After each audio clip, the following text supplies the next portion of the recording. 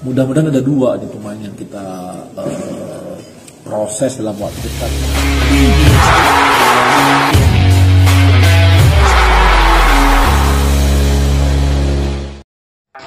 happy. Yes, of course. How can I not be happy? I think we did a great job as a team. It was a hard game, hard opponent to play against, but I think we showed character again. We showed that we are a team. PSSI sedang naturalisasi 2 pemain untuk timnas Indonesia. Selain Kelvin Verdong, siapa lagi? Anggota Komite Eksekutif PSSI Arya Sinulinga belak-belakan mengenai pemain naturalisasi untuk timnas Indonesia. Arya mengatakan bahwa Ketua PSSI Erick Thohir sedang memproses 2 pemain keturunan untuk dinaturalisasi demi timnas Indonesia. Arya masih malu-malu untuk mengungkapkan 2 nama calon naturalisasi untuk timnas Indonesia itu, termasuk enggan mengonfirmasi nama back NEC Nijmegen Kelvin Verdong. Selain Kelvin Verdong yang sudah buka-bukaan tengah dalam proses menjadi warga negara Indonesia, terdapat 2 pemain keturunan lainnya yang didorong untuk dinaturalisasi. Keduanya adalah penyerang FC Utrecht Ole Romeni dan striker Deodre U21 Jens Reven. Arya membeberkan pendekatan yang dilakukan PSSI terhadap calon pemain naturalisasi. Yang pertama, wajib datang ke Indonesia untuk mengurus berbagai dokumen, termasuk ke kedutaan besar negara asalnya. Mudah-mudahan ada 2 nih pemain yang kita proses dalam waktu dekat. Nah, cuma kembali lagi kawan-kawan, teman-teman kan tahu prosesnya pertama apa? Mereka harus datang ke sini dulu.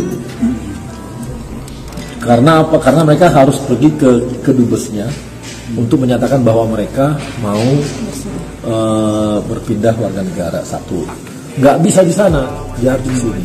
Yang kedua, dia harus tes kesehatan dan tes-tes yang lain dari kita. Setelah itu dia, jadi mau nggak mau harus dicari dia waktu dia libur. Kapan dia libur? Biar teman-teman tahu nih prosesnya. Paling kita cari pas FMD kan, biasanya gitu. Kontraknya tak kunjung diperpanjang PSSI, Shin Tae-yong tetap memiliki dedikasi yang tinggi untuk timnas Indonesia. Pelatih timnas Indonesia, Shin Tae-yong mengungkapkan kondisi kontrak dirinya bersama dengan PSSI. Dia meminta agar publik terus bersabar. Kontrak Shin Tae-yong diketahui bakal berakhir pada akhir Juni mendatang. Dan itu berarti 2 laga kualifikasi Piala Dunia kontrak Ira dan Filipina di Stadion Utama Gelora Bung Karno, Jakarta bakal menjadi hari penghakiman. Meskipun begitu, Coach Shin Tae-yong yang tetap melakukan yang terbaik demi lambang Garuda di dada. Namun sebelum itu, Shin Tae-yong memiliki target yang harus dicapai untuk bisa mendapatkan kesempatan memperpanjang kontrak. Syaratnya adalah membawa timnas Indonesia lolos ke babak 8 besar Piala Asia U23 di Qatar. Jika saja hal ini tercapai, maka PSSI kabarnya baru akan memulai pembicaraan perpanjangan kontrak dengan Shin Tae-yong. Melihat situasi ini, Shin Tae-yong meminta kepada publik agar tetap bersabar. Dia mengatakan proses perpanjangan kontrak dengan PSSI saat ini masih berada di jalur yang benar. Saat ini masih ada obrolan yang baik dengan Pak Erick Thohir, kata Shin Tae-yong.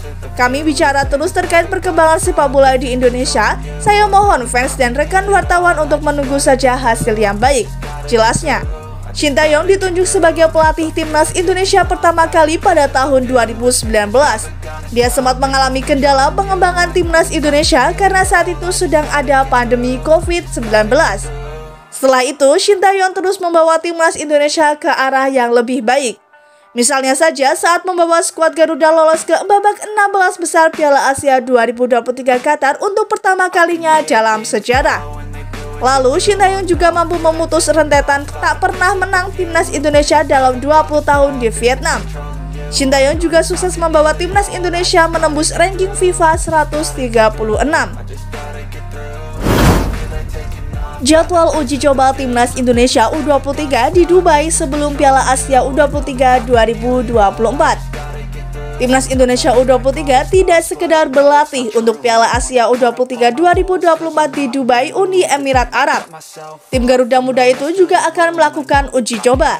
PSSI telah menjadwalkan 2 latih tanding untuk Timnas Indonesia U23 selama menggelar pemusatan latihan di Dubai pada 1-10 April 2024. Timnas Indonesia U23 bakal menantang Timnas Arab Saudi U23 pada 5 April 2024 dan Timnas Uni Emirat Arab U23 pada 8 April 2024. 2 uji coba itu bakal berlangsung secara tertutup.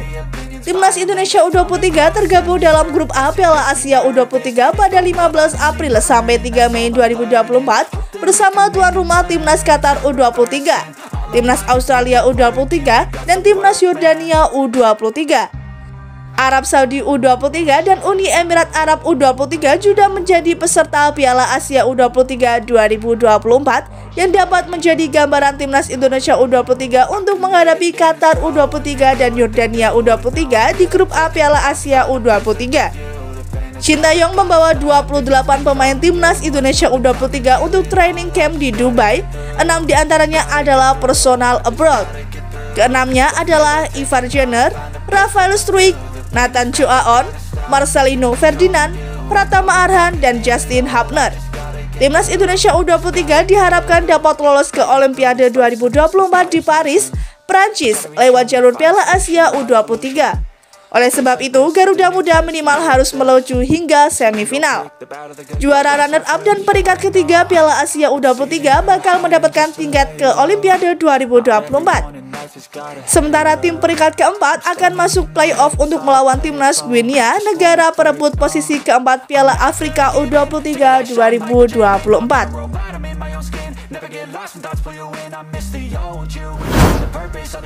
Tom Haye bongkar dirinya sempat sulit bernapas di SUGBK. Tom Haye mengaku proses adaptasi di Indonesia sedikit sulit bagi dirinya. Dia mengatakan kalau dirinya sempat sulit bernapas di Stadion Utama Gelora Bung Karno, Jakarta. Tom Haye hadir ketika Timnas Indonesia menang 1-0 atas Vietnam di kualifikasi Piala Dunia 2026. Pada laga ini, Haye belum mendapatkan kesempatan bertanding. Dia hanya duduk di tribun penonton Stadion Utama Gelora Bung Karno, Jakarta. Hal ini karena tubuh Tom Haye yang terbiasa dengan cuaca di Eropa tidak terbiasa dengan suhu tropis di Indonesia. Kandungan oksigen udara di Indonesia sangat rendah.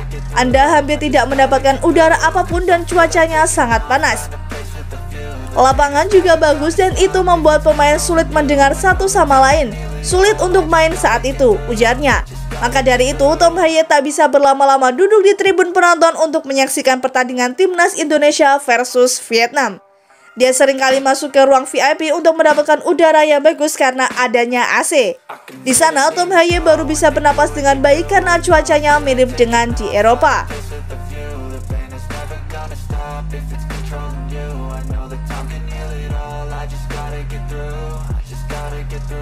I just gotta get through, 'cause I feel like taking off, find a place with a view, the